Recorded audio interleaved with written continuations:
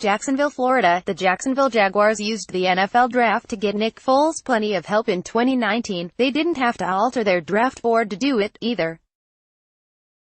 Executive Vice President of Football Operations Tom Coughlin and General Manager Dave Caldwell selected offensive tackle Jawan Taylor in the second round, tight end Josh Oliver in the third and running back Raquel Armstead in the fifth. Taylor should step in as an immediate starter, Oliver will be a heavy contributor, and Armstead has a chance to earn a lot of playing time depending on how things shake out behind Leonard Fournette. I feel like we shored up the offensive line, Caldwell said of what Jacksonville did around its new quarterback. We got him a playmaker with a running back. We got him a playmaker with a tight end. I feel like we did do some nice things there. And then the combination of the guys we signed in free agency and the guys we have, I think we've got a pretty good situation there. The Jaguars certainly needed to make some improvements. They scored a league-low 22 offensive touchdowns, including just 2 in the final 5 games, and averaged only 15.3 points per game in 2018. The team's combined total QBR ranked 30th, and the Jaguars ranked 19th in rushing one season after leading the NFL in the category. The fix began with Foles, who in March signed a 4-year, $88 million contract that includes $50.125 million guaranteed. It continued Friday when the Jaguars moved up 3 spots in the second round to select Taylor, a player who was linked to the Jaguars by various draft analysts in February and March at the top of the first round. 2019 NFL draft coverage: what you need to know from rounds 1 to 7. 38 to number 35, and also gained a 5th-round pick from the Raiders. It was reminiscent of the 2016 draft, when the Jaguars grabbed cornerback Jalen Ramsey with their first pick and watched linebacker Myles Jack fall into the second round because of concerns over his knee. To be able to have Jawan Taylor at the top of the second round, for us, you talk about something that really, legitimately made the draft and put us in the position where we would have 2 first-rounders for our first 2 picks. Coughlin said. We just knew at the start of the second round that we could not afford to let him get away as long as he was sitting right there. We didn't think he would make it there, but he did. Taylor should step right in as the starter at right tackle, which was the only unsettled spot on the offensive line.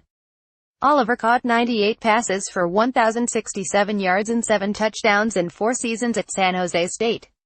The 6'5", 250-pound tight end will be used out wide and in the slot as a move tight end more so than a blocker.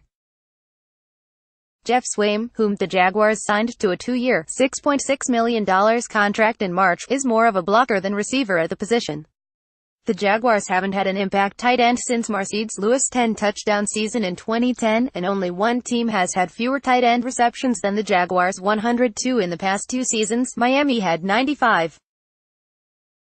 In fact, there have been only 3 tight ends in franchise history who caught 48 or more passes in a single season: Pete Mitchell, 1996, Kyle Brady, 2000, and Lewis, 2010 and 2012.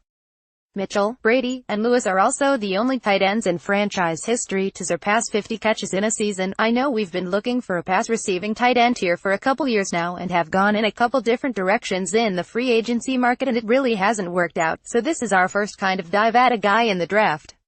Caldwell said of the Jags taking Oliver. He's got the physical measurables and the production and the hands.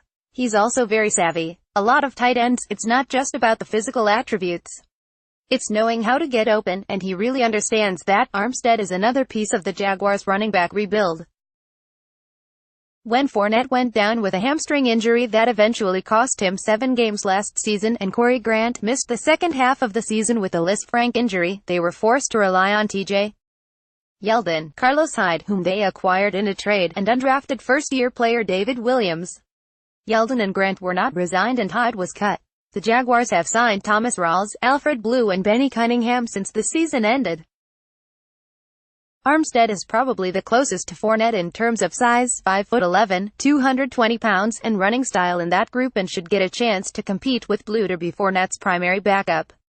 Those additions, plus the upgrade in Foles over Blake Bortles, should make the Jaguars' offense significantly better in 2019. That was the plan entering the draft, Caldwell said, and the team believed it got good value without having to reach. We got the best scenario for our needs and best player available, Caldwell said.